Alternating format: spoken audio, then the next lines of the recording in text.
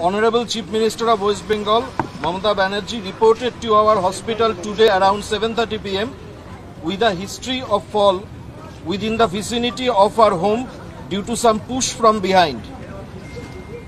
She had a cerebral concussion and had a sharp cut over her forehead and nose, which was bleeding profusely.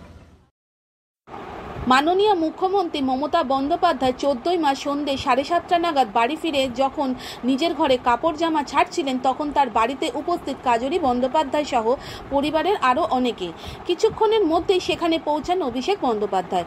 তখনই পাশের ঘর থেকে ছুটে আসেন মমতা বন্দ্যোপাধ্যায়কে দেখাশোনা করার জন্য, যিনি থাকেন, এবং তিনি জানান যে মাননীয় পড়ে গেছেন এবং কপাল থেকে প্রচুর রক্ত পড়ছে। সবাই সেই ঘরে ছুটে গেলে দেখা যায় যে মমতা অচৈতন্য অবস্থায় পড়ে আছেন।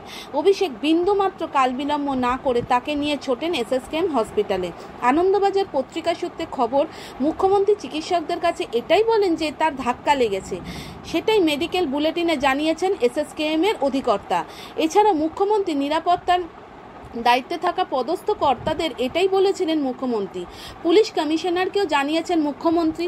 ফলে এই পরিস্থিতিতে একাধিক প্রশ্ন উঠেছে। প্রথমত, ওই সময় কে তাকে ধাক্কা মারল? মুখ্যমন্ত্রী Z+ নিরাপত্তা পান। কে ঢুকছে কে বেরোচ্ছে সব দেখা হয়, সর্বক্ষণ সব কিছু নজরে রাখা হয়। তাহলে সেই কড়া নজর এড়িয়ে কিভাবে কেউ মুখ্যমন্ত্রীর ঘরে ঢুকে যেতে পারে? অভিষেক বন্দ্যোপাধ্যায়, কাজরি বন্দ্যোপাধ্যায় ছিলেন পাশের ঘরে। তারাই খবর পান, তারাই হাসপাতালে নিয়ে আসেন। যদি মুখ্যমন্ত্রী ধাক্কা খেয়েই থাকেন তাহলে হলো কিভাবে? কে ধাক্কা মারলো, নাকি অন্য কোনো এমনটা হয়েছে? নিরাপত্তা বলয়ের মধ্যে মুখ্যমন্ত্রী ঘরে পৌঁছে কে তাকে ধাক্কা মারতে পারে? এমন প্রশ্ন উঠেছে বারবার।